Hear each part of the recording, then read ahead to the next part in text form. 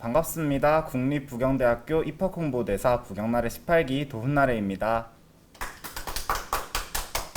오늘의 전공 설명회에서는 인문사회과학대학이라는 단과대학에 대해 먼저 알아본 다음 저 도훈나래가 재학하고 있는 학과에 대해 상세히 알아볼 예정입니다. 바로 시작하도록 하겠습니다.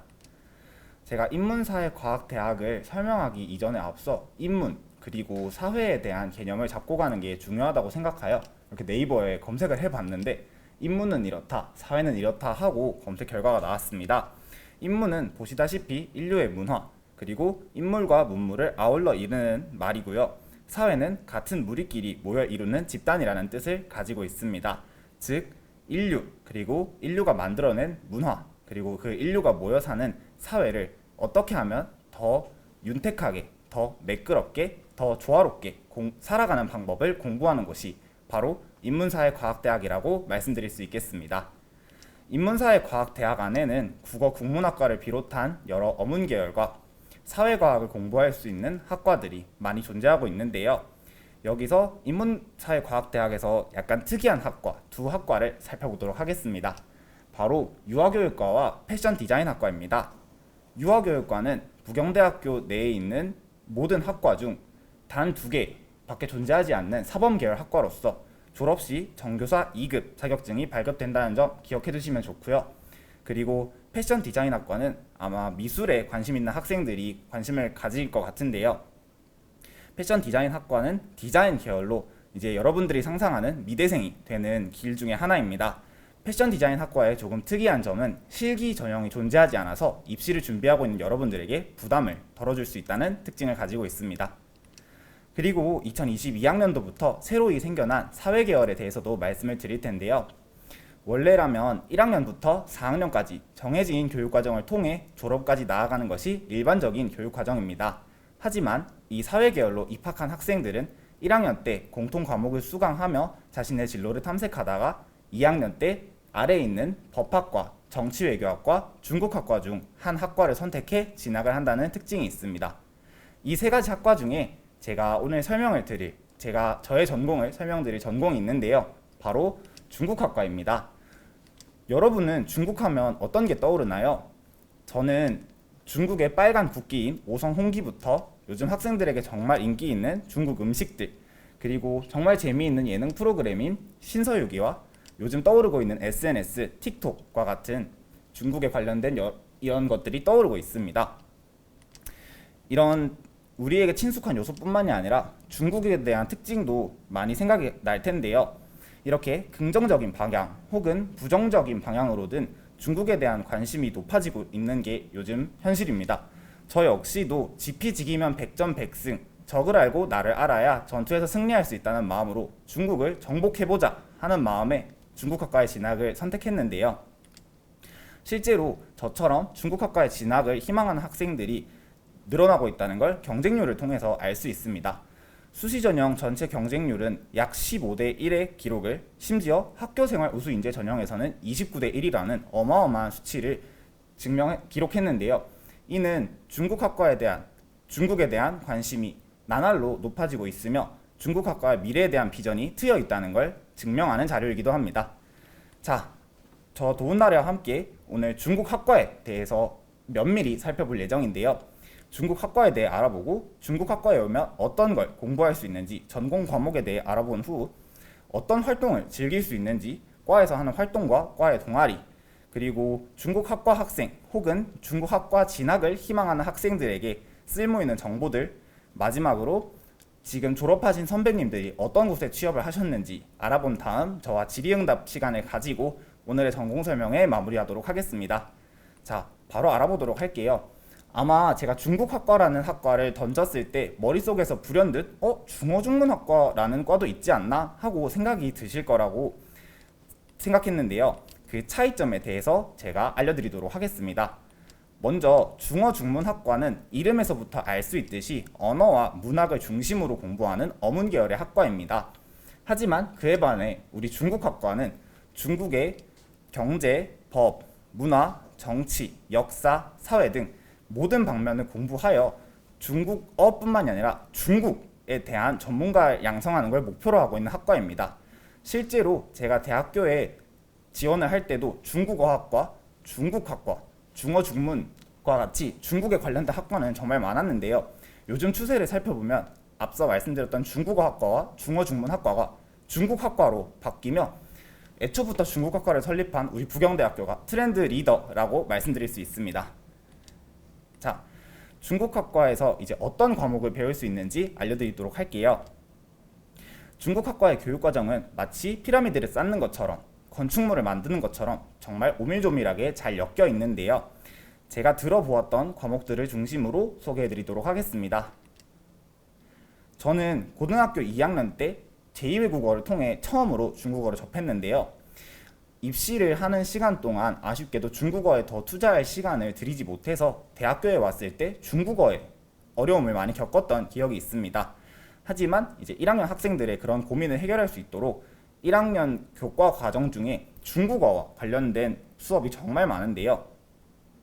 그중 기초 중국어 회화 실습은 제가 1학년 1학기 바로 부경대학교에 오자마자 들었던 수업입니다. 실제로 말하기, 회화를 통해서 중국어에 자신감을 붙일 수 있고 뿐만 아니라 쓰기, 듣기, 읽기 등 다양한 활동을 통해 전반적인 중국어의 기초를 다질 수 있었습니다. 그리고 옆에 있는 중국학 인문은 우리는 중어 중문학과가 아니라 중국학과이기 때문에 중국학에 대해 배우는 방법을 알아야겠죠. 그래서 중국의 정치, 경제, 역사, 문화 등 다양한 방면을 조금씩 맛보기로 배울 수 있게끔 재밌게 구성된 책으로 학생들이 중국학을 어려워하지 않게 쉽고 재미있게 받아들일 수 있도록 구성된 과목입니다. 자, 이렇게 1학년 때 중국어 그리고 중국학에 대한 발을 뗐겠죠. 자, 바로 2학년 때는 그 발을 뗀 걸음을 이어나갑니다. 중국 정치에 의해 중국 사회조사 방법, 중국 경제론 같은 과목을 배우는데 이는 우리가 중국어를 다지고 중국학을 다져서 이제 2학년 때는 심화를 한다는 걸 알 수 있겠죠. 중국 정치의 이해는 실제 외국어 강의로 중국인 교수님이 들어오셔서 중국어로 수업을 하시는 과목입니다. 하지만 1학년 때 중국어를 열심히 다졌기 때문에 그리고 또 교수님들이 학생들을 정말 배려하시는 분이기 때문에 너무 어렵지 않은 용어를 통해서 학생들이 충분히 이해하실 수 있게끔 수업을 진행해 주셨고요. 그리고 중국 사회조사 방법은 여러분들이 아마 부경대학교 인문사회과학대학에 진학을 하게 된다면 아마 사회조사 방법이라는 과목은 꼭 한 번은 듣게 될 겁니다. 여러분들이 지금 배우고 있는 사회탐구 중에 사회문화라는 과목과 정말 유사한 과목인데요. 사회문화에서 나오는 면접법, 실험법, 질문지법, 참여관찰법과 같은 조사 방법을 더 심화해서 배우는 내용입니다. 앞에 그림이 잘 보이실지 모르겠지만 책 옆에 있는 그 종이가 제가 이번 학기 실제로 만들었던 설문지입니다. 이제 하지만 저희는 중국학과이기 때문에 한국인을 대상으로 하는 설문이 아니라 중국을 배경으로 중국인을 조사하는 설문지를 만들었습니다. 중국 경제론은 말 그대로 중국의 경제를 파악하는 것인데요. 경제 대국인 G2로 부상한 중국의 내수시장 그리고 중국의 수출, 수입 등 무역도 파악하기도 하고요. 그리고 우리는 중국 학과지만 한국인이기 때문에 우리 중국이 한국에 미치는 영향까지 파악해보는 그런 수업입니다. 3학년, 4학년 전공을 말씀드리기에 앞서 레벨업 제도를 꼭 한번 언급드리고 가야겠다 생각을 했는데요. 레벨업 제도란 해당 과목에 어학 성적을 제출하지 않으면 성적이 한 단계 하락하는 어떻게 보면 살벌한 제도이기도 합니다. 하지만 제가 앞서 언급드리진 않았지만 1학년 그리고 2학년 때 역시 중국어와 관련된 과목들이 정말 많이 개설되어 있어서 학생들은 레벨업 제도가 있지만 이 제도 때문에 피해를 보는 학생은 정말 아무도 없을 정도로 그냥 학생들의 어학 실력 증진을 위한 제도, 수단 정도로만 생각해 주시면 좋을 것 같아요. 이제 3, 4학년 때는 중국 문학 세미나, 캡스톤 디자인이라는 과목을 듣게 되는데요. 중국 문학 세미나부터 설명을 드리자면 여러분들 지금 국어 시간에 문학 배우고 있잖아요. 문학 배우면서 뭔가 화자의 마음을 대변해보기도 하고 어떤 표현이 사용되었는지 조금 더 심도 있게 탐구를 하죠. 이제 그거를 중국어로 한다고 생각을 하시면 돼요. 현대부터 고전까지 가리지 않고 유명한 작품들을 가져와서 여러분들이 문학 시간에 작품을 분석하는 것처럼 공부를 하는 그런 과목입니다. 그리고 캡스톤 디자인은 익히 들어보셨을 수도 있는데 각 학과마다 하나씩 있는 과목들이에요. 그래서 캡스톤 디자인은 연석이라는 뜻을 가지고 있거든요. 건물을 지었을 때 맨 위에 지붕을 말하는 건데 그만큼 심화되고 가장 이제 중국학과의 정수다라고 말씀을 드릴 수 있어요. 1학년부터 3학년 혹은 4학년까지 자신이 다져온 중국학 실력을 통해서 실제 중국에서 발생하고 있는 실무적인 문제를 해결하는 방법을 배울 수 있는 과목입니다.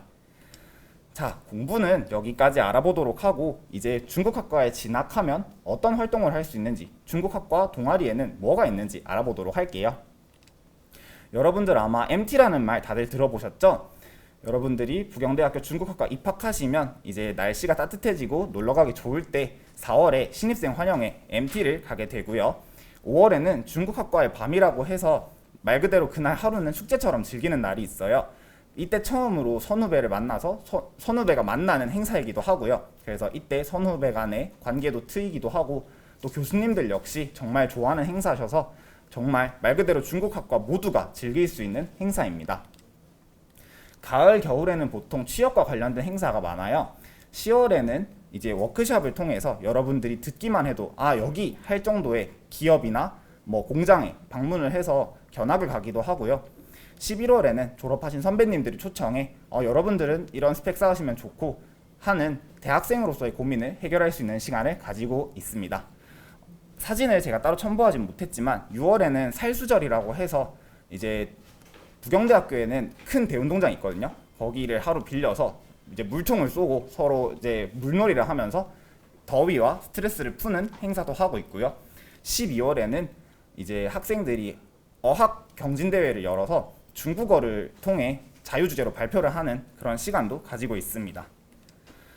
중국학과의 유일한 과 동아리 대외 홍보단 컨택트를 소개해드리려고 하는데요. 보시다시피 유튜브 팀입니다. 그래서 이렇게 유튜브를 딱 들어가서 보면은 다양한 영상들이 쏟아지고 있는데요. 평균 조회수 1000에서 2000회로 아직 뭐 이렇다한 성과를 낸 건 아니지만 꾸준히 성장하고 있는 아주 귀여운 채널이랍니다. 여러분들 시간 되시면 들어가셔서 구독과 좋아요, 댓글까지 한번 부탁드리겠습니다. 자, 이제 중국학과를 희망하는 학생이라면 알아두면 좋은 쓸모있는 학과 정보들입니다. 가장 먼저 중국학과의 장학제도부터 알려드릴게요. 4가지의 조건을 달성해야 장학금을 얻을 수 있는데요.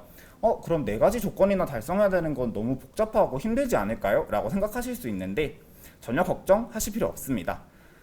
이 4가지 조건은 대학교에 오셔서 보신다면 정말 이 정도로 쉬운 조건으로 장학금을 받을 수 있어? 라고 할 정도의 쉬운 조건들이거든요.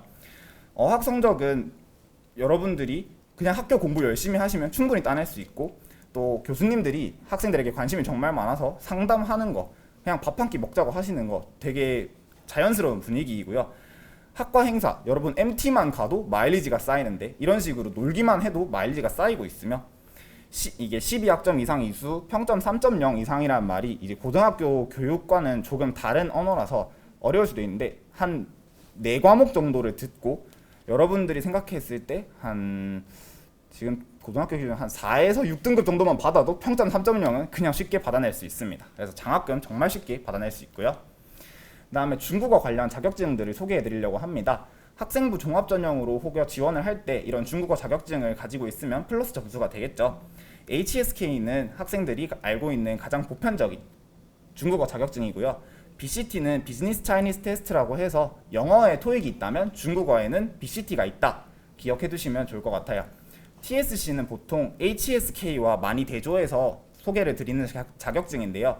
말 그대로 쓰기나 읽기보다는 회화와 말하기에 치중한 말하기 자격증입니다. 실제로 중국 항공사나 중국의 아나운서로 데뷔하는 사람들이 이 TSC 자격증은 꼭 한 개쯤 가지고 있죠. 뭐 이뿐만이 아니라 HSKK라고 해서 HSK에도 말하기 자격증이 있고요.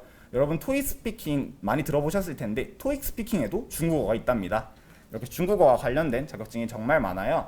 그래서 여유가 되시는 분들은 생활기록부 이제 완벽하게 제출하기 전에 자격증을 한번 따보시는 것도 괜찮고 혹여 여유가 안 돼서 아쉽게도 생활기록부에는 기입하지 못했지만 부경대학교 중국학과에 입학하기 전에 이런 자격증 따두시면 분명히 도움이 될 겁니다.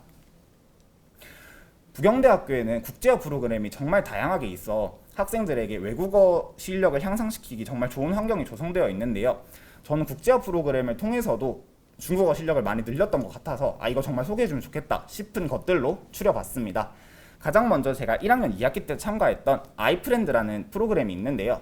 아이프렌드는 외국인 유학생의 한국 정착 그리고 유학 생활을 도와주고 봉사하고 함께 즐거운 추억을 만드는 프로그램이에요.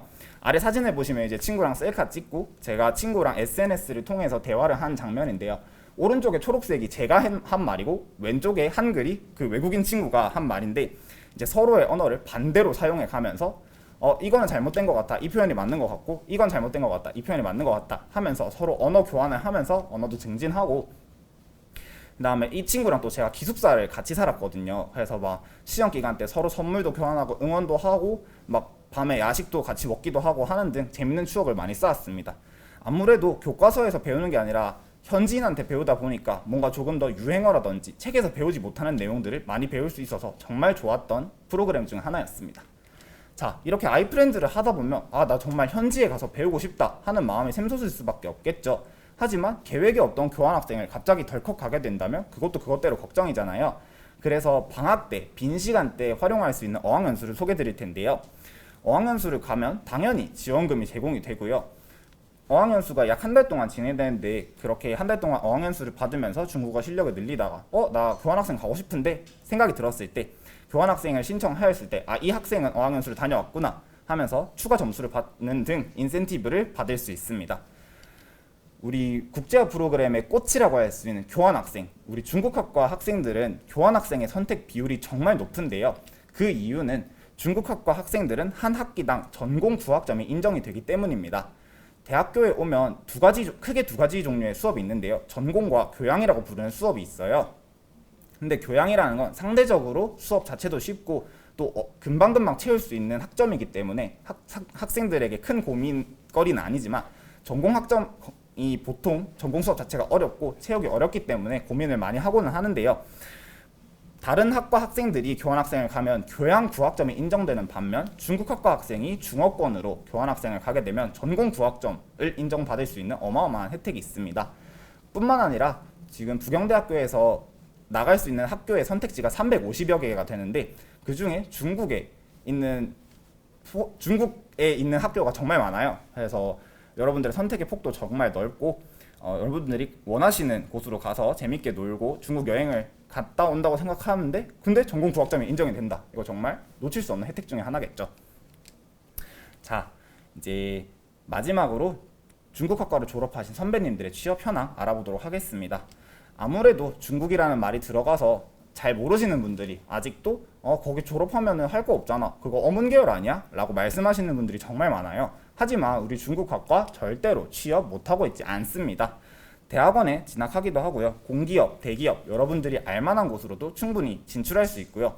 뿐만 아니라 우리는 중국의 전문가를 양성하는 융복합학과이기 때문에 해외 취업으로도 정말 많이 나아가고 있습니다. 현재 중국학과에 재학하고 있는 여학생의 비중이 정말 높은데요. 정말 많은 학생이 승무원의 꿈을 갖고 들어온 학생들이 있어요. 근데 이제 여러분들이 알고 있는 대한항공이나 에어부산 같은 이름 있는 항공사도 많이 들어가곤 하지만 실제로 중국의 항공사 또 중국의 방송국으로도 많이 진출을 하는 등 해외 취업의 길 역시 열려 있습니다. 어디로 갔는지 대표적으로 보여드리자면 약간 이 정도 되는 기업들에 실제로 지금 취직을 해서 우리 선배님들이 활동을 하고 계시다는 말씀드리고 싶네요. 제가 취업 얘기가 나온 김에 취업이랑은 조금 여러분과 거리가 멀죠. 아직 솔직히 입시에 초점을 다시 맞춰서 여러분들에게 해주고 싶은 말이 있는데 이게 중국 명언이에요. 중국어로 한번 읽어드려야 되나요? 이제 부파만 주파짠이라 하여 느린 걸 두려워하지 말고 멈춰서는 걸 두려워하라 라는 뜻입니다. 여러분들이 입시라는 긴 길에서 멈추지 않고 끝까지 나아간다면 여러분들이 원하는 결승점에 반드시 도달할 수 있다. 제가 꼭 한번 말씀드리고 싶었습니다. 제가 준비한 전공 설명회의 내용은 여기까지인데 마치기 전에 혹여 갑자기 궁금한 게 또 생길 수 있잖아요. 저희 국립부경대학교 입학홍보대사 다양한 SNS 채널 운영하고 있거든요. 카카오톡이나 인스타그램, 페이스북으로 실시간으로 질문 주셔도 괜찮고 정돈된 글이 보고 싶다, 부경날의 블로그, 영상 미디어를 보고 싶다, 부경날의 유튜브도 한번 찾아와 주시면 감사하겠습니다. 그럼 이상으로 여기까지 전공 설명회를 마치겠고요. 이상 국립부경대학교 입학홍보대사 부경날의 18기 도훈날이었습니다. 감사합니다.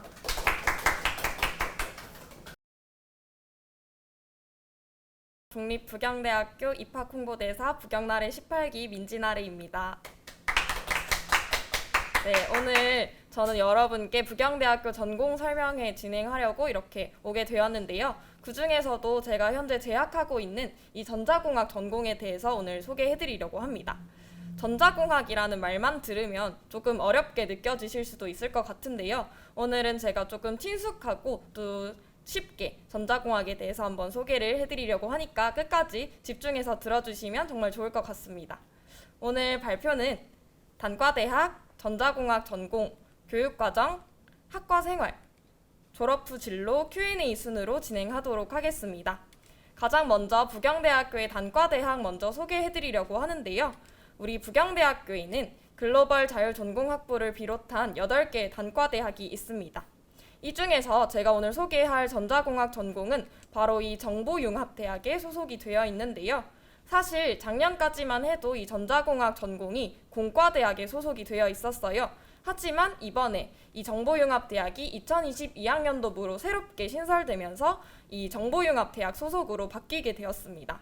이 정보융합대학에는 전자공학, 컴퓨터공학, 빅데이터와 같은 4차 산업혁명과 관련된 학과들이 모여있다 이렇게 생각해 주시면 될 것 같은데요.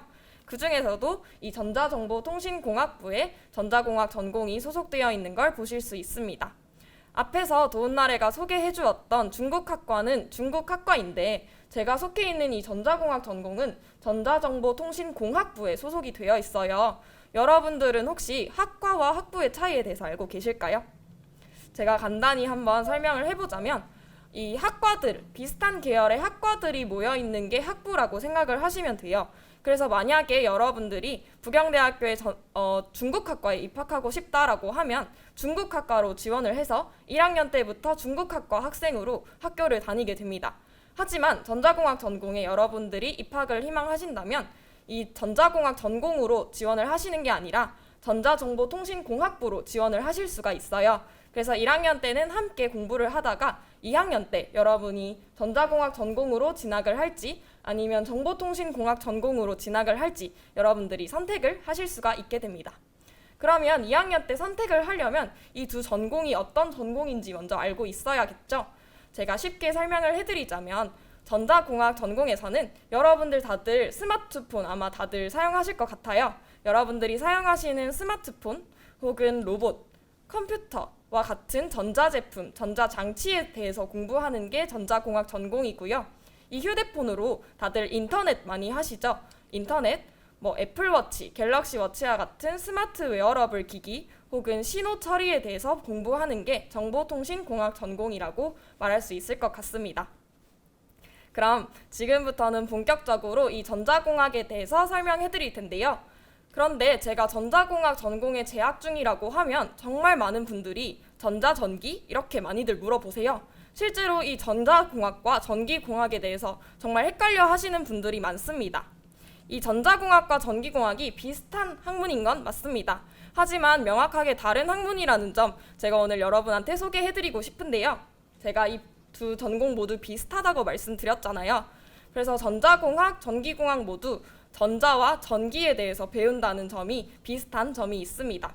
하지만 이 전자공학 전공에서는 여러분들이 사용하는 휴대폰 안에 있는 반도체나 회로, 소자와 같은 것에 대해서 공부를 하기 때문에 전자와 전기를 부품 혹은 장치로 보고 공부를 하게 되고요. 이 전기공학에서는 여러분들 길 가다가 전봇대 보신 적 있으시죠? 그 전봇대에 걸려있는 전선에 전기가 흐르고 있겠죠? 그러한 전기의 흐름인 전류에 대해서 배우는 게 전기공학이라고 생각하시면 쉬울 것 같습니다.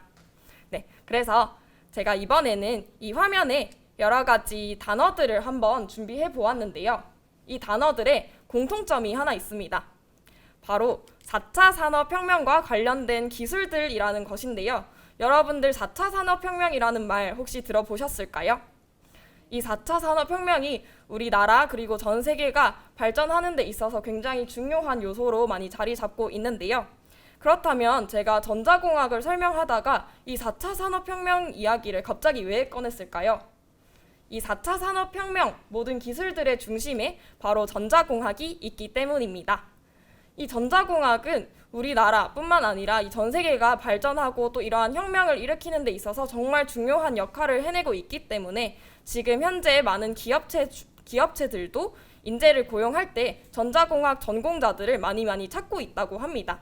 그래서 이 전자공학도 정말 중요한 학문이라고 여러분한테 말씀드리고 싶어요.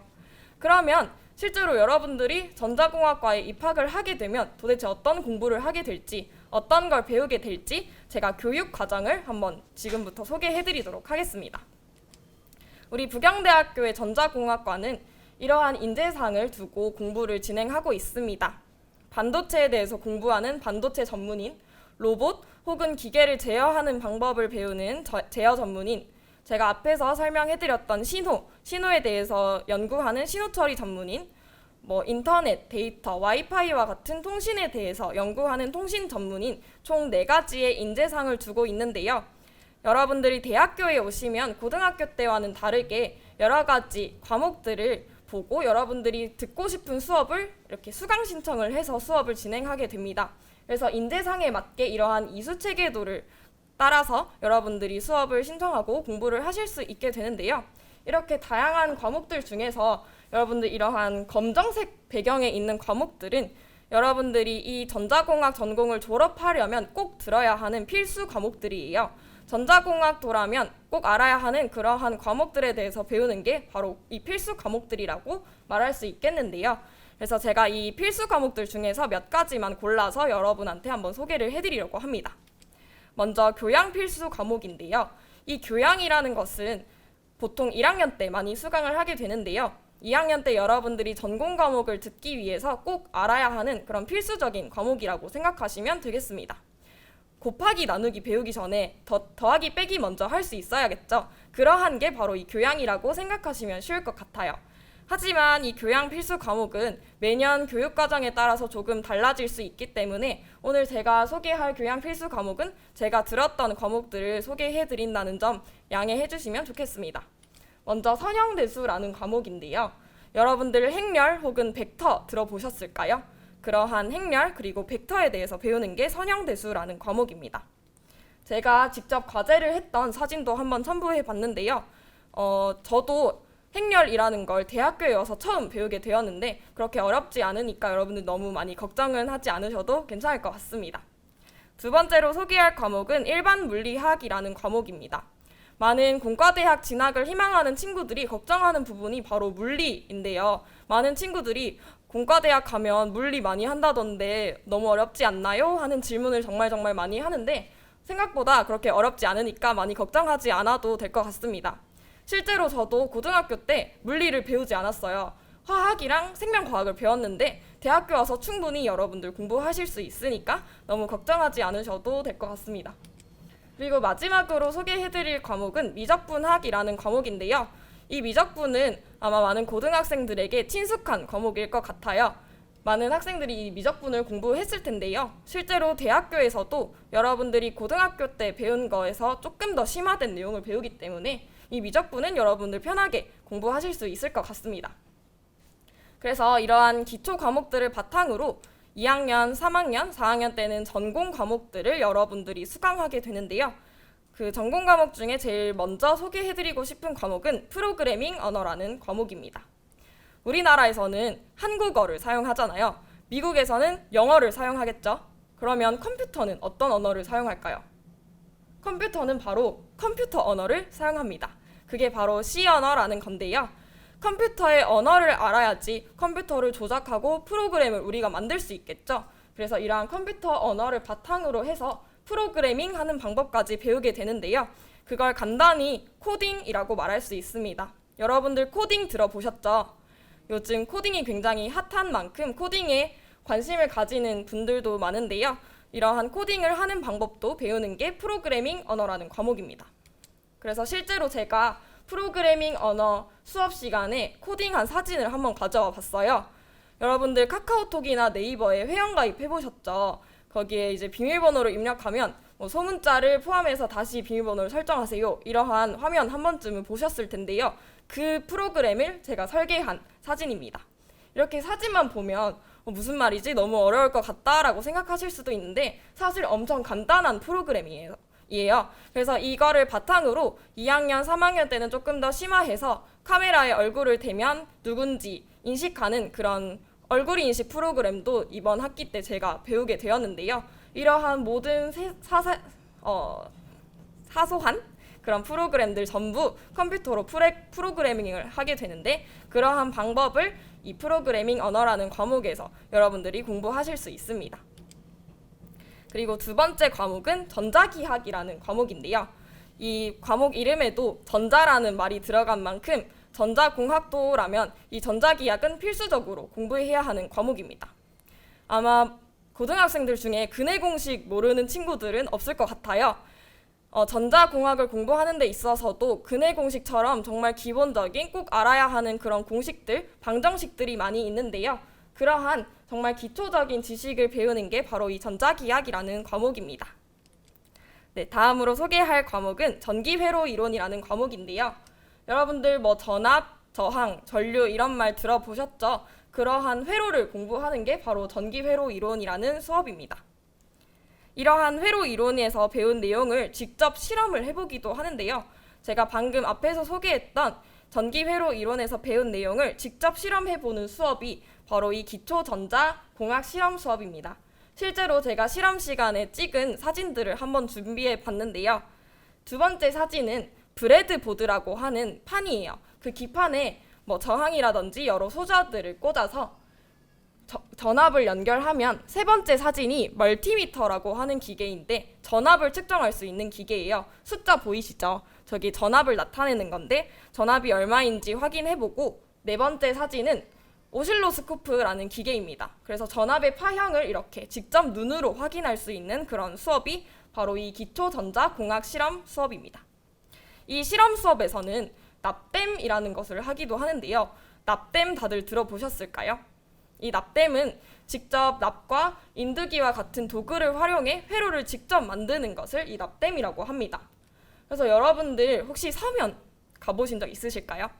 서면에 보면 전자상가가 있어요. 그 전자상가에 친구들이랑 같이 가서 인두기도 사고 저항도 사고 여러 소자들도 구매를 해서 친구들이랑 같이 모여서 저항은 어느 정도로 해야 될지 계산을 직접 해보고, 전압은 어느 정도로 인가해야 될까 계산을 해보고, 직접 납땜을 해서 실험을 하고 보고서까지 작성하는 그런 수업을 진행하고 있습니다. 그래서 여러분들이 납땜이 뭔지 모르실 것 같아서 제가 납땜을 하는 영상을 한번 들고 와 보았는데요. 제가 오른손에 들고 있는 이 빨간색 기구가 인두기라는 것이고, 왼손에 있는 게 납이에요. 그래서 오른손에 있는 인두기가 200도 정도로 굉장히 뜨겁거든요. 이 인두기로 납을 녹여서 이렇게 기판을 채워서 납땜을 이렇게 하는 거를 진행하고 있습니다. 네, 이렇게 간단히 제가 몇 가지 전공 과목을 소개해드렸는데요. 부경대학교 전자공학과 학생들은 어떤 대학 생활을 보내고 있는지 학과 생활도 한번 소개를 해보도록 하겠습니다. 우선 부경대학교 전자공학과 과 동아리는 이렇게 반도체 관련 세미나 동아리인 CDM과 축구 동아리 RS가 있는데요. 우선 CDM에서는 전공 시간에 배운 내용이 실제로 우리 기업 현장에 어떻게 사용되고 있는지 토론하고 발표하는 그런 시간을 매주 가지고 있고요. 축구 동아리는 말 그대로 신나게 축구를 하면서 친구들과 친해지는 그런 시간을 가지고 있습니다. 저는 이 RS라는 축구 동아리에 가입이 되어 있는데요. 같이 MT를 가기도 하고, 또 우리 부경대학교 대운동장에서 함께 축구를 하거나 게임도 하면서 친목을 다지고 있습니다. 또 이러한 다양한 과 행사들도 진행하고 있는데요. MT를 가기도 하고, 우리 부경대학교에는 축제가 1년에 총 4번 열립니다. 그 축제마다 잔디광장이나 노르웨이 숲 앞에 학과별로 부스를 설치해서 같이 음식을 나눠 먹기도 하고 게임도 재밌게 하면서 이러한 재밌는 학과 생활을 보내고 있습니다. 우리 부경대학교 전자공학, 컴퓨터공학, 정보통신공학 학생들은 이 누리관에서 공부를 하고 있는데요. 이 누리관에는 다양한 연구실도 존재하고 있습니다. 여러분이 대학교에 와서 이 연구실에 들어가게 되면 교수님, 조교님, 다른 여러 연구원 분들과 함께 다양한 연구를 진행하기도 하고요. 실험을 하거나 공부를 하기도 합니다. 그래서 여러분들이 여러 취업 혹은 여러분들의 진로와 관련된 다양한 연구도 진행할 수 있다는 점 알아두시면 좋겠습니다. 네, 이번에는 졸업 후 진로에 대해서 한번 알아볼 텐데요. 아마 전자공학 진학을 꿈꾸는 친구들은 대부분 이 취업을 생각하고 전자공학에 입학하는 친구들이 굉장히 많을 것 같아요. 실제로 이 전자공학이 요즘 취업이 잘 되기로 많이 유명하기도 합니다. 실제 우리 북양대학교 전자공학 선배님들이 이러한 회사로 많이 진출하시고 있습니다. 삼성전자, LG전자와 같은 반도체 회사, 혹은 KT, SKT와 같은 통신회사, 또 전력과 관련된 공기업으로도 많이 진출하고 있는데요. 하지만 이 중에서도 대부분의 학생은 반도체 회사로 많이 진출을 희망하고 있고요. 저 또한 지금 반도체 기업에 취업을 하고 싶어서 준비를 하고 열심히 공부를 하고 있습니다. 실제로 제가 아까 전공 필수 과목들 소개해드렸잖아요. 전공 필수 과목뿐만 아니라 전공 선택 과목이 있는데요. 그 중에서 반도체 관련 과목들은 필수가 아님에도 대부분의 전자공학 학생들이 수강을 할 만큼 많은 학생들이 반도체에 대해서 많은 관심을 가지고 있습니다. 그 이유는 현재 우리나라의 반도체 산업이 정말 많이 발전하고 있고 우리나라가 IT 강국으로 불리고 있는 만큼 반도체가 정말 중요하기 때문인데요. 그렇다면 도대체 반도체가 뭐길래 이렇게 중요할까요? 여러분들은 물 없이 살 수 있으신가요? 물 없이 못 살죠. 공기 없이 살 수 있으세요? 공기 없이도 살기 어려울 것 같아요. 그렇다면 반도체 없이 우리가 살 수 있을까요? 물 없이는 못 살 것 같은데 반도체 없이는 살 수 있지 않을까라고 생각하실 수도 있을 것 같은데요. 이 반도체는 우리가 알게 모르게 우리 일상생활 곳곳에 숨어 있습니다. 여러분들이 매일매일 보는 휴대폰에 당연히 반도체가 있고요. 여러분들 머리 말릴 때 헤어 드라이기로 말리시죠. 그러한 헤어 드라이기에도 반도체가 있고요. 여러분들이 타는 자동차, 버스, 이러한 LED 조명 모든 곳에 반도체가 들어 있습니다. 그래서 이 반도체가 정말 중요하다라고 말할 수 있겠는데요. 실제로 제가 최근에 난 반도체 관련 기사들을 한번 가져와 봤어요. 여기 화면에 있는 기사들은 실제로 올해 6월, 7월에 난 기사로 굉장히 최근에 난 기사들인데요. 이 내용들을 보면 반도체 인력 더 필요하다. 반도체의 경쟁력이 우리 국가의 경쟁력이다. 이런 기사들을 쉽게 찾아보실 수 있을 거예요. 그래서 이 반도체가 정말 중요하고 그러한 반도체를 공부하고 배우는 전자공학 또한 정말 중요한 학문이고 미래가 유망한 그런 학문이라고 여러분한테 말씀드리고 싶습니다. 그래서 제가 오늘 전자공학에 대해서 여러분께 한번 소개해드렸는데요. 혹시 더 궁금한 게 있으신다면 우리 북영날의 SNS를 활발히 활동하고 있으니 여기로 질문해 주시면 저희가 직접 답변을 드리고 있어요. 그래서 이 북영날의 SNS를 활용해 주시면 좋을 것 같습니다. 나호준 입학사정관님께서 여러분한테 전형 설명을 진행해 주실 예정이니까 맞이해 주시면 좋을 것 같습니다. 감사합니다. 네, 인사드리겠습니다. 저는 북영대학교 입학사정관 팀장 맡고 있는 나호준 입학사정관이라고 합니다. 반갑습니다. 자, 이 시간에서는 앞선 시간에 전공 설명 한 두 가지를 했는데 고3 학생들 대상으로 입학 설명회를 진행하도록 하겠습니다. 고등학교 3학년 입장에서는 지금 당장 이제 입학이 이제 문제인 것 같아요. 그래서 내가 그러면 북영대학교에 입학할 수 있는가에 대한 부분을 좀 설명을 드리겠습니다. 제가 설명한 콕지는 한 세 가지 정도. 먼저 대학 소개를 조금 간단히 드리고 그 다음에 학과 설명 한번 스크린에 드리고 마지막으로 전형 설명 이렇게 세 가지 키워드를 가지고 설명을 좀 드리도록 하겠습니다. 자, 이 사진은 이제 북영대학교 항공사진인데 보시면 아시겠지만 녹지로 이렇게 되어 있는 이 부분 이 전부 다 북영대학교의 건물입니다. 가까이 보이는 앞쪽에 있는 것은 공대 건물이고 그 오른쪽에 보이는 건물 5개 동이 기숙사가 되어 있고 녹지로 되어 있는 부분으로 되어 있는 건물들이 전부 다 북영대학교 건물입니다. 그래서 여러분들이 이곳에서 생활하시면 될 것 같고요.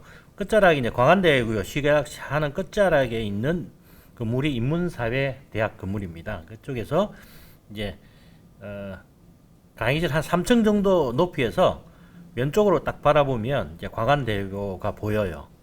그래서 이제 강의하다 교수님 강의가 좀 실적이 난다 그러면 왼쪽으로 딱 고개 돌리면 멀리 바다가 보이는 거죠. 이렇게 예, 경치도 상당히 좋고 역시 평지니까 여러분 아시겠지만 부산의 모든 건물이나 학교나 관공서가 거의 다 산이나 언덕이 있지 않습니까? 아파트도 마찬가지고. 그래서 어떤 건물이나 위치가 평지에 있다는 것은 부산에서는 대단한 행운을 가진 장소입니다. 그래서 부경대학교 전체 건물 전체가 대연동에 있는 건물 전체가 평지에 있습니다. 그래서 학생들이 자전거나 스케이트보드, 롤러스케이트를 타고 자유롭게 다니고 있습니다. 자, 부산 여러분들이 부경대학교로 기억하고 있지만 여러분의 어머니, 아버지, 할아버지, 할머니들은 부산공업대학교 또는 부산수산대학교로 기억을 하고 있는데요. 그래서 통합 이전 단계의 사진을 먼저 한번 보여드릴게요. 지금은 아까 그 위치하고 비슷한 위치에서 부경대학교를 찍은 화면인데 중앙에 있는 건물 한 개가 덜렁 있죠. 여기 이제 부산수산대학 모습이라고 합니다. 오른쪽에 지금은 매립이 되어 있지만 그 전까지 입구까지 건물 입구까지 이렇게 바다로 형성이 되어 있답니다. 나머지 저 멀리 보이는 쪽이 이제 삼익비치 아파트 있는 쪽이고 그 멀리는 이제 광안리 해수욕장이 되겠습니다. 예. 그래서 1924년도에 부산공업대학교, 41년도에 부산수산대학교가 1996년도에 부경대학교라는 이름으로 탄생했죠. 지금 부산 여러분들 태어나기 한 5, 6년 전에 부경대학교라는 이름으로 생겼습니다.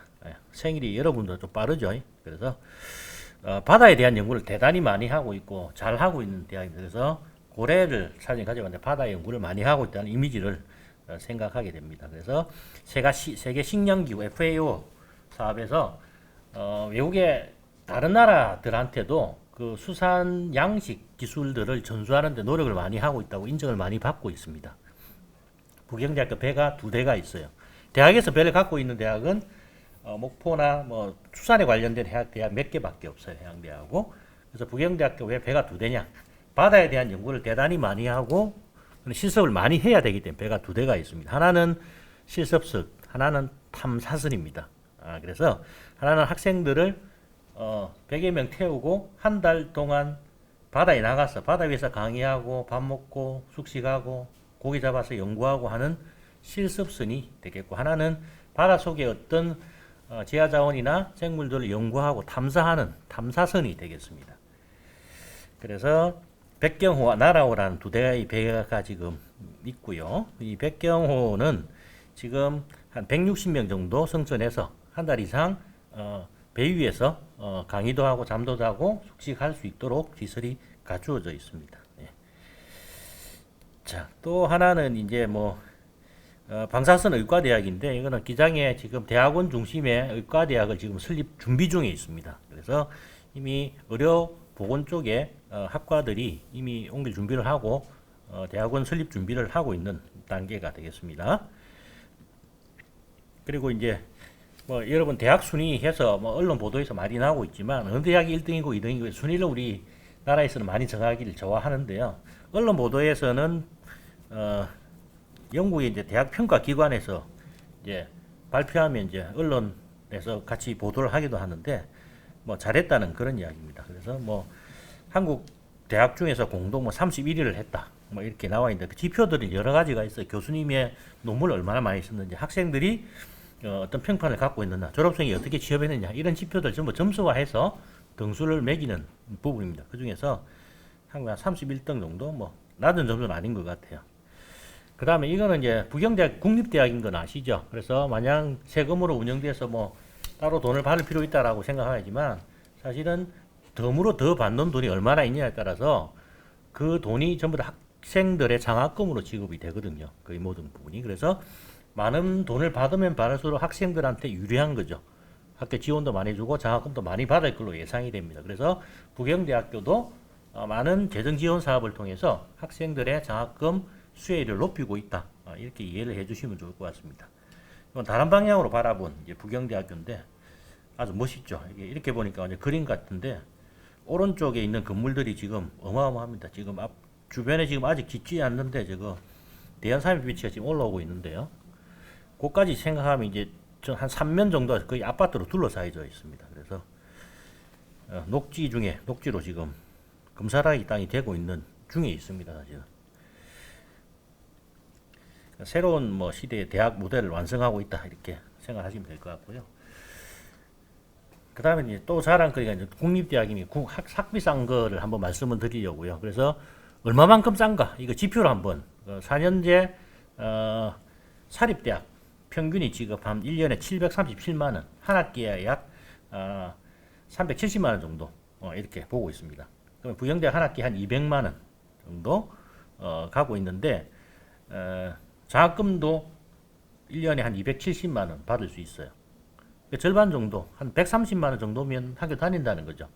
그러면 한 학기에 한 65만 원 정도의 비용으로 1년에 두 번 내니까 6개월 단위로 65만 원, 한 달 한 10만 원 정도 수준이라 보는 거죠. 통계적으로 보면.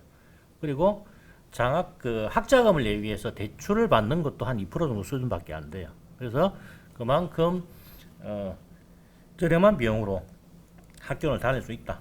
그리고 이게 12년 동안 똑같았습니다.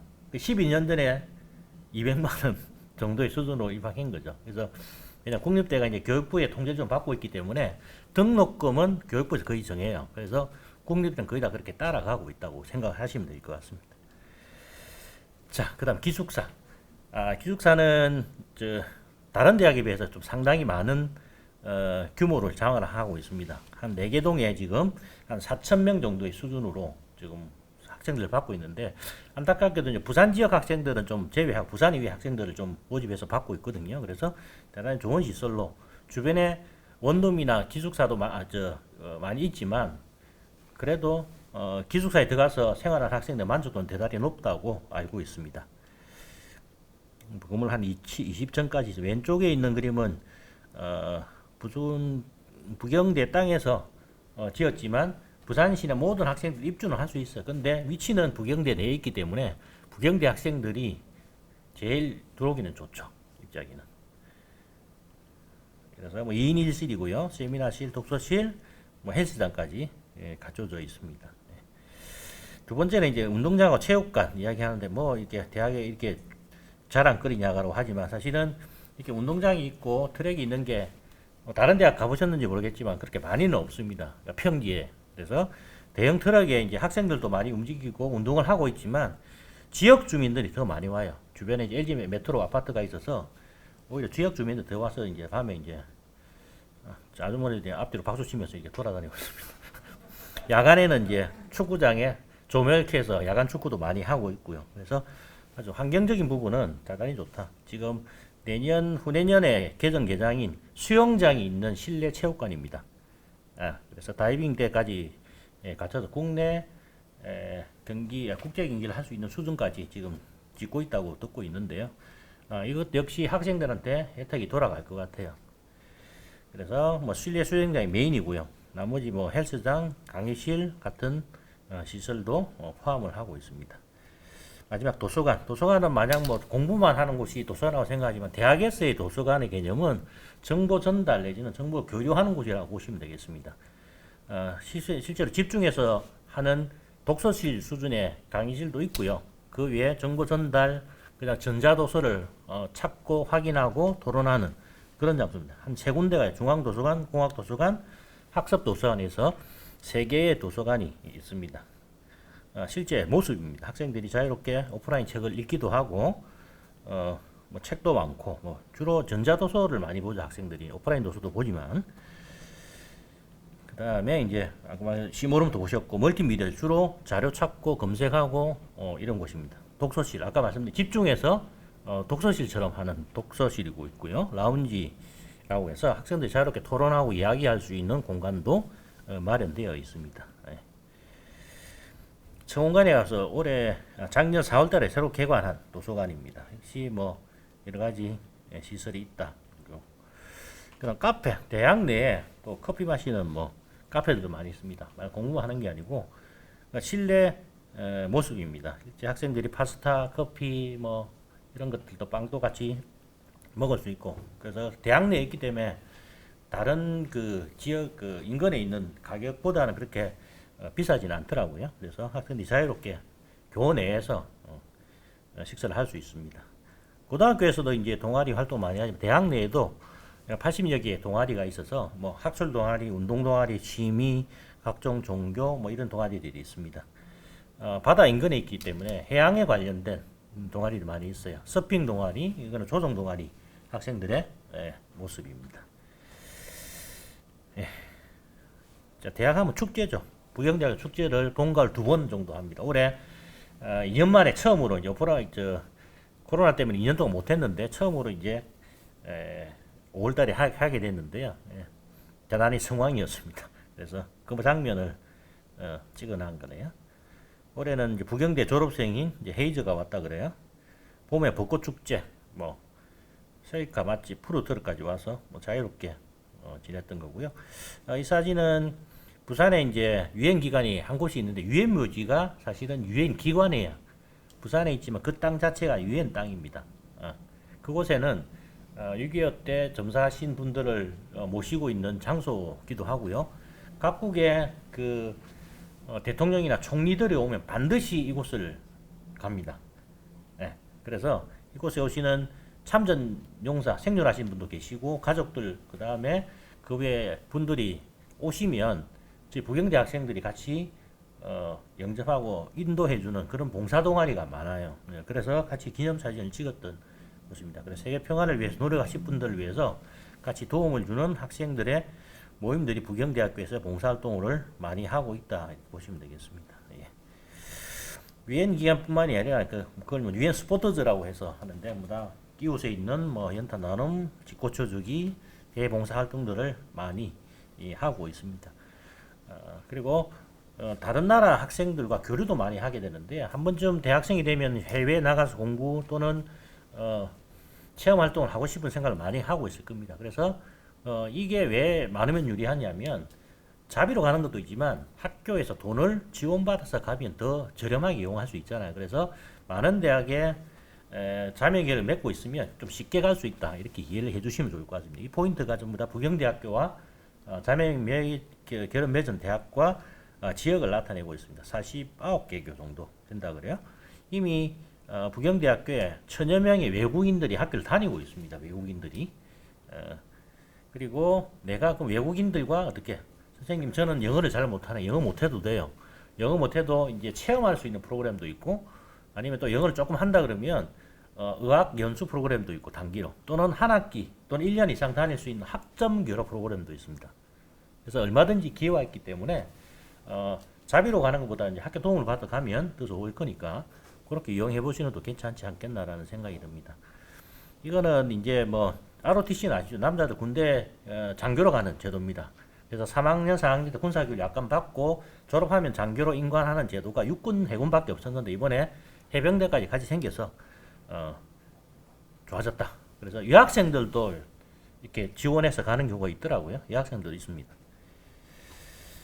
자, 여기까지가 뭐 학교 이야기였고요. 그 다음 단과대학 이야기인데 여러분들은 지금 고등학교에서는 이과 아니면 문과 이렇게 구분해서 공부를 하지만 대학은 깊이 있는 공부를 하는 곳입니다. 그래서 예를 들면 국문학과는 4년 내내 시 짓고 시조 짓고 토론하고 뭐 이런 것을 하기도 하는데요. 수학과 가면 4년 내내 미적분학 풀겠죠. 재밌습니다. 엄청 4년 동안 미적분학 풀면. 그래서 그런 깊이 있는 공부를 하기 위한 학과들 모임이 단과대학입니다. 그런 단과대학이 부경대학교는 6개, 7개 정도 있습니다. 인재상 넘어가고 뭐 메타버스 넘어가도록 하겠습니다. 그래서 인문사회과학대, 인문과 사회 관련 학과들을 모은 단과대입니다. 자연과학대학, 경영, 공대, 수상과학대학, 환경해양대학, 정보융합대학. 그래서 한 7개 정도의 학부와 글로벌 자유전공학부. 미래융합대학은 재직자 전형이라고 보시면 되겠습니다. 그래서 먼저 이제 글로벌 자유전공 말씀을 드리려면 뭐 여러분 이과 아니면 문과로 이렇게 공부를 하고 있지만 대학에 들어와서도 바로 전공을 정할 수도 있지만 어느 정도 1학년 때는 전공에 대해서 탐색하는 기회를 가지고 2학년 때부터 전공을 정할 수도 있는 거거든요.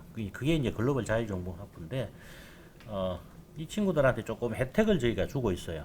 4년 전액 줍니다. 4년 전액 장학금은 단과대학 수석 수준의 장학금입니다.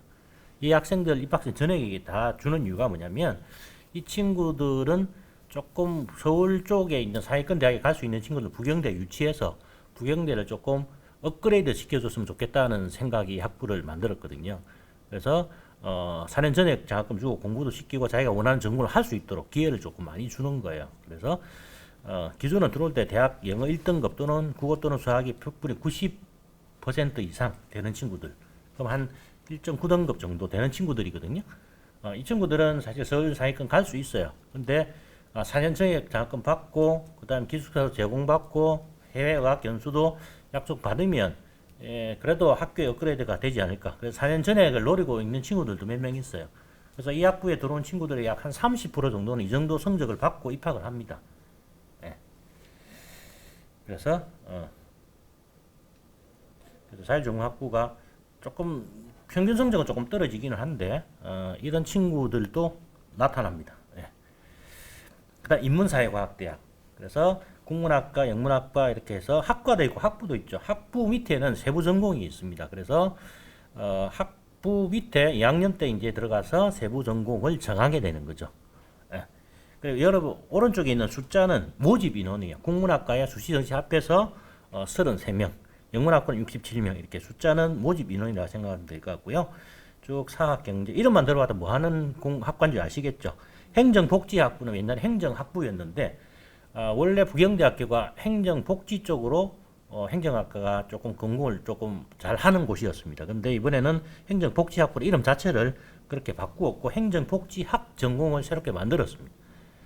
국제지역, 중국, 정치학, 유아교육, 패션디자인학과, 사회계열은 기존의 법학, 중국학, 정치, 외교학과에서 일부 티오를 따라 새로운 사회계열이라는 학부를 만들었죠. 37명 따로 모집하는데 이런 친구들 있는데 법학도 조금 관심이 많고 중국학도 좀 하고 싶은 친구들이 학과를 정하지 못하는 친구들이 이렇게 지원해서 2학년 때 자기 전공을 만들어서 찾아가면 되는 그런 학과라고 보시면 되겠습니다. 그 기회가 많아서 내가 중국학과 가고 싶다 그러면 중국학과의 지원 또는 사회계열 이렇게 복수 지원하셔도 무방할 것 같습니다. 오른쪽에 있는 건물이 인문사회대학 건물입니다. 바로 아까 광안대로 바로 입구에 있던 그런 건물입니다. 행정복지학과 아까 말한 것처럼 사회복지 쪽에 자격증은 사회복지 2급 자격증이 나온다 그래요.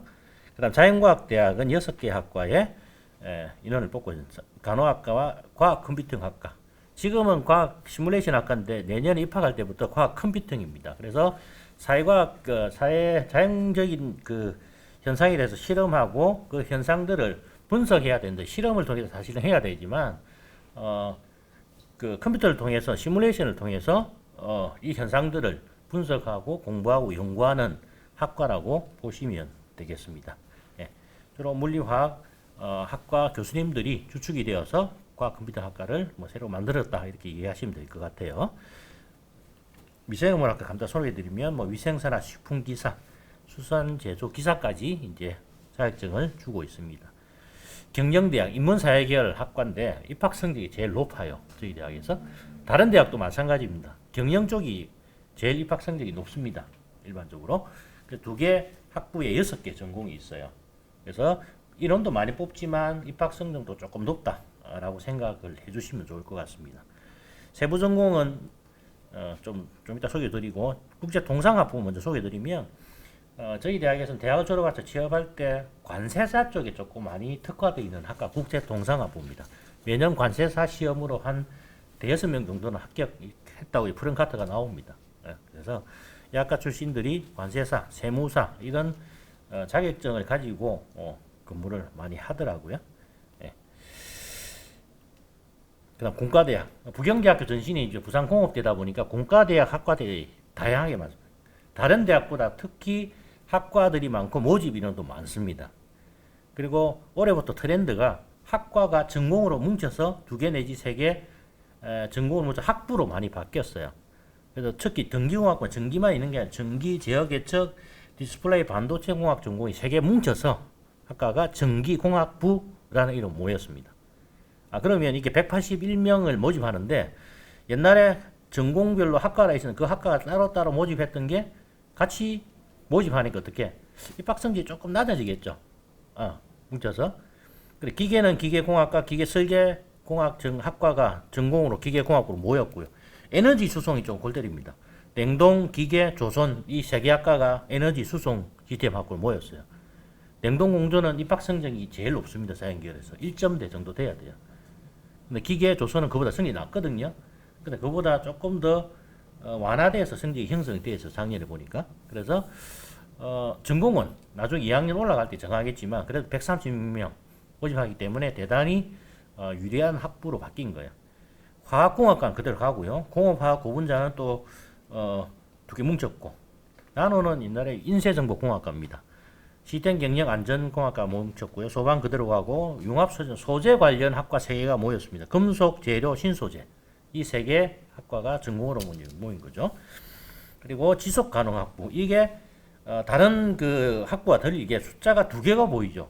하나는 크게 학부로 숫자 1개가 보이는데, 이거는 생태 공학 전공이 33, 토목이 68 이렇게 숫자가 달리 보이는 것은 입학 단계부터 따로 이렇게 지원해야 됩니다.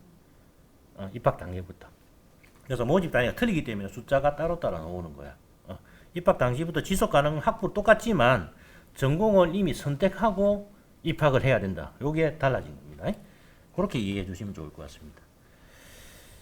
자, 공대 건물이고요. 공업하고 고분자 학과 인데 공업화학 전공은 옛날에 도료공학과라고 보시면 되겠습니다. 예, 코팅한다, 페인트 만든다 이렇게 생각하면 될 것 같아요. 모든 전자제품이 지금 코팅이 되어 있는데, 여러분들이 뭐 가지고 있는 핸드폰도 사실은 코팅이 되어 있어요. 페인트가 되어 있어요. 그런 고급 기술들을 공부하고 연구하는 학과라고 보시면 되겠습니다. 부경대 전신에 수산대학교에 관련된 학과들이 있습니다. 역시 학부로 많이 뭉쳐져 있고요. 맨 끝에 있는 해양수산경영경제학부가 경제학부가 옮겨와서 수산 학부가 만든 거예요. 그래서 인원도 많이 뽑고 경영학과를 생각하는 친구들이 이쪽 학과에 와도 조금 유리하게 입학할 수 있는 입학 성적이 조금 떨어져 있어서 유리하지 않을까라는 생각이 좀 듭니다. 수산과학 때문에 따로 건물이 마련되어 있고요. 그 중에서 수산생명의학과, 물고기 의사 만드는 곳이죠. 수산질병관리사, 의사는 보건복지부에서 의사 면허 자격증을 줍니다. 그죠? 근데 물고기 의사, 수산질병관리사는 해양수산부 장관이 면허를 줍니다. 그래서 실제로 양어장이나 아쿠아리움의 잠수사 이런 분들이 전부 다 수산질병관리사 자격증이 있습니다. 그래서 이 학과 말고는 수산질병 자격증 주는 데가 없어요. 그래서 그게만 하냐? 그게 아니고 이제 해양수산지 공무원, 공공기관, 뭐 제약회사, 그다음 국립수산과학원 이런 곳에 취업을 하고 있습니다. 마지막 환경해양대학. 점점 우리가 소득 수준이 높아지고 지금 선지로 가면 갈수록 환경보건 쪽에 수요가 많을 걸로 예상이 됩니다. 그래서 환경대학이 있는 학과 환경해양, 환경지질, 환경대기, 공간정보 이 5개 학과가 지구환경시스템과학부로 뭉쳤어요. 역시 숫자가 따로따로 있죠.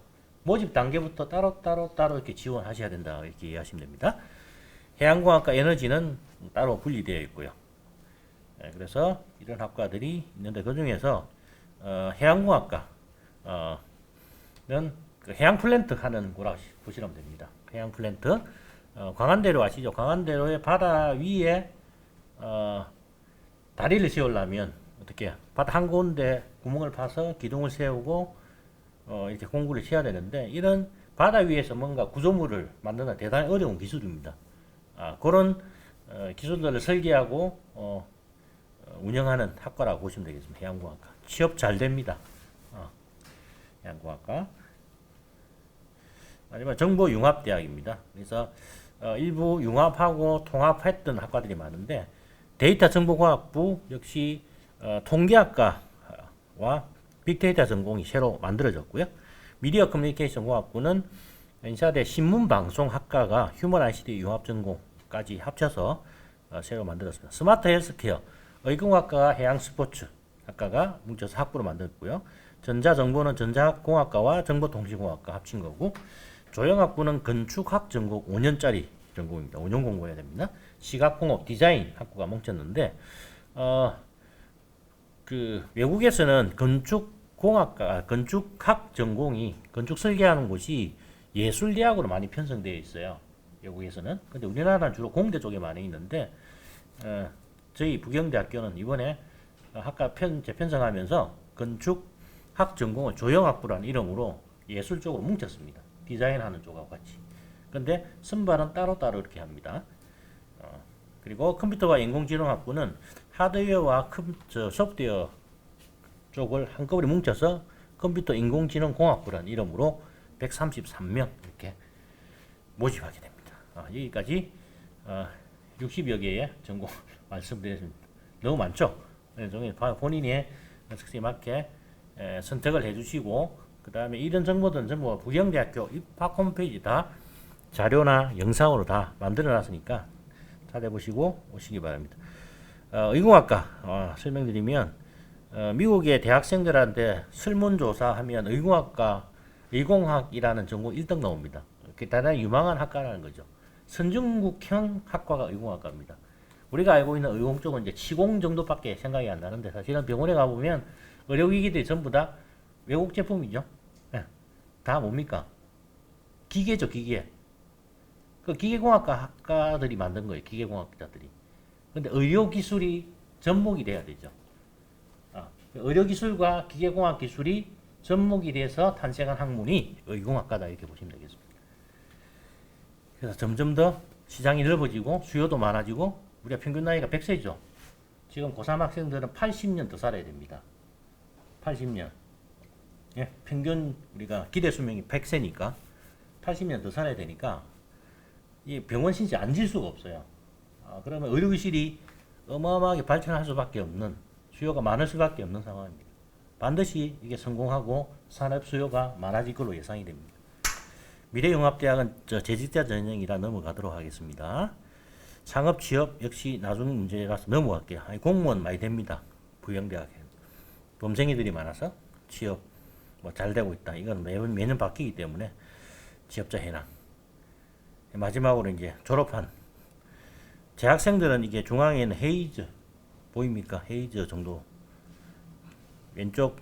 왼쪽에 맨 위에 부산경찰청장이고 그 밑에 KNN 아나운서고 뭐 그렇습니다.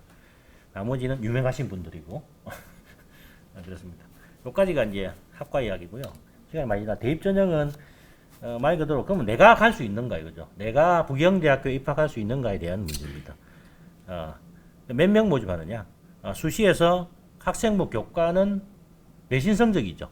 학생부 종합은 약간의 비교 활동을 입학사정관이 평가해서 들어오면 실기 실적은 해양 스포츠 또 뭐가 있어야 됩니까? 논술 그 다음에 뭐 있어야 돼. 논술은 없습니다. 부경대 부산대밖에 없어요. 부산에는 나머지는 다 어떻게 정시로 수능으로 들어오는 방법이다. 이렇게 이해하시면 될 것 같아요. 그래서 수시에서 약 한 80% 정시에서 20% 정도 선발하는데 모집 인원은 약간 바뀝니다. 수시에서 선발하지 못하면 2월이라는 제도를 통해서 그 인원을 정시로 2월에서 선발하게 됩니다. 그래서 약 10% 정도 넘어오거든 매년요. 그래서 한 7대3 정도로 바뀝니다. 지금 8대이지만 그렇게 이해를 해주시면 될 것 같고 수시는 말 그대로 내신 성적인데 교과에서 수능 최저가 2개밖에 없어요. 학교생활 우수인재와 지역혁신인재 이 2개 전형만 수능 최저가 있고 나머지는 그냥 지원만 하면 됩니다. 면접도 없고 자기소개서 종합에 없고 종합에서는 수능 최저도 없죠. 근데 수능 최저 있는 거는 학생부 교과에 교과 성적 우수인재와 지역혁신인재만 있다. 그리고 또 낮아졌죠. 어떻게 작년보다 한 등급 낮아졌는데 자연계는 2개 합쳐서 수학 포함해서 9등급 인문계는 국어 포함해서 2개 8등급 이렇게 이해하시면 됩니다. 나머지 실기 전형 해양 스포츠 학생들 해당하고 정시는 수능 성적으로 줄 세울 거다. 요게 답니다. 심플하죠. 부경대학교는. 그래서 아까 말씀드린 대로 교과 성적 1900명 모집을 하고 실기 59명 종합 900명 정시 653명 이렇게 총 매년 한 3,500명씩 이렇게 선발한다고 보시면 되겠습니다. 요약입니다. 요거 보면 다죠. 교과 성적에서 2개 전형만 교과와 지역 혁신 인재만 수능 최저 적용하고 나머지는 수능 최저도 없고 면접도 없고 그렇습니다. 특히 종합은 자기소개서도 조차도 없습니다. 그래서 복수 지원은 교과 내에서는 다 지원할 수 있어요. 내가 그래 국문학과의 교과 성적 우수, 국문학과의 지역혁신, 국문학과의 농어촌, 국문학과의 미래인재, 국문학과의 특성화고 이렇게 5번 지원할 수가 있죠. 근데 내가 특성화 고교 아니고 농어촌 아니면 2개 빼고 미래 전형까지 저소득자까지 된다면 3개는 교과에 넣을 수 있어요. 그래서 교과 내에서는 복수 지원이 가능하고 종합 내에서는 한 개만 될 수 있어요. 그래서 보통 일반적인 학생은 교과 성적 우수, 지역 혁신, 종합에서 학교 생활 우수 인재 요 세 개 정도가 기본적으로 가능하답니다. 그래서 종합에서는 자기소개서와 수능 최저 면접 없죠. 학생들이 부담이 없는 거예요. 그냥 클릭해서 지원하면 돼요.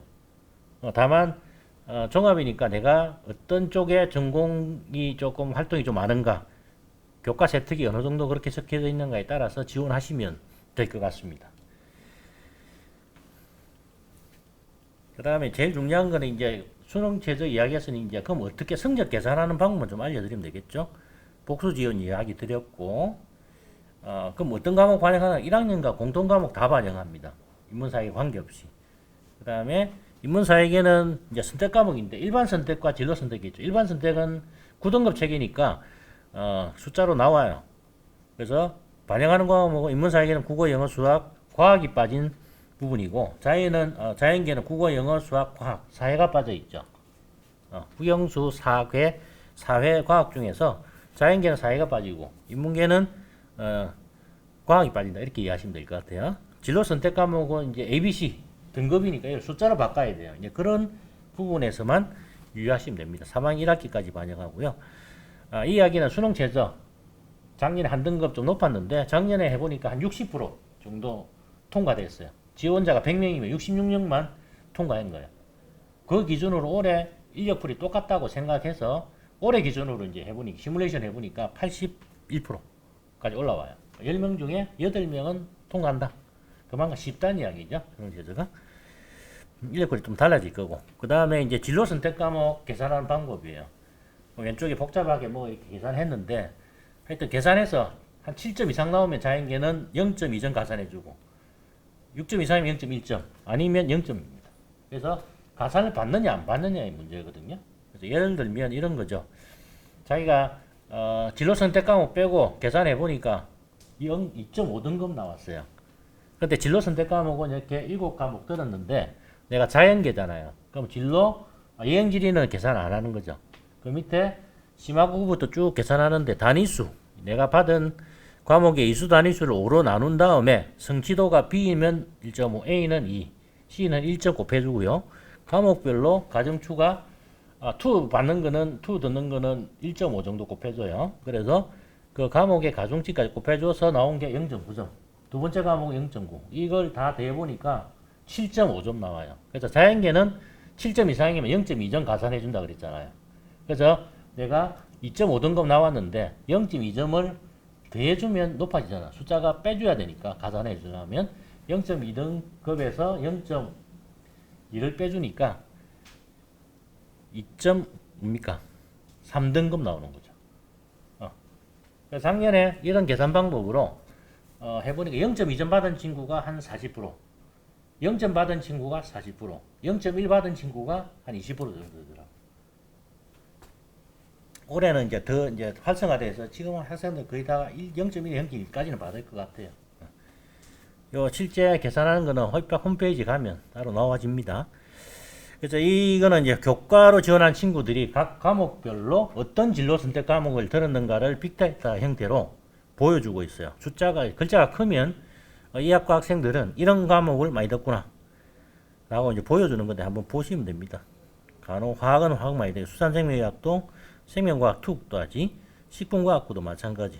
식품과학부가 많아요. 나머지 농어촌 미래로 특성화는 넘어갈게요. 이거 자세한 게는 실기우수는 해양스포츠 학생 9명 모집하는데 1단계에서 20배수 180명 해서 실기치기 합니다. 실기 과목이 이렇고요. 학생부 종합 574명 역시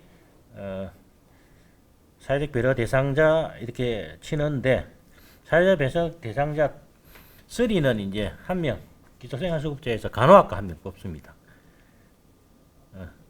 수능 최저 없고 면접 없고 자기소개서 없습니다.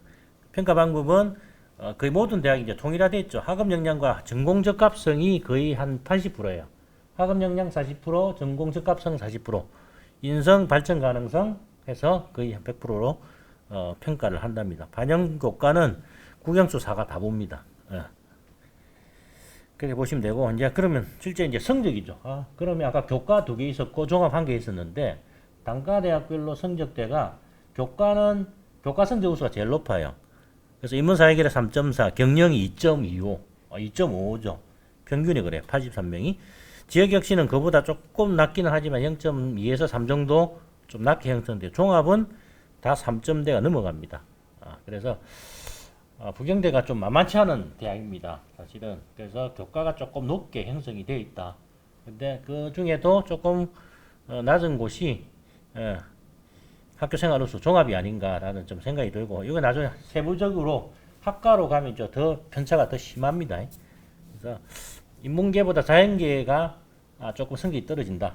이렇게 이해해 주시면 좋을 것 같아요. 나머지 정시 쪽은 수능 성적으로 이제 선발한다고 보시면 될 것 같고요. 성적 계산 방법만 좀 알려드릴게요. 네.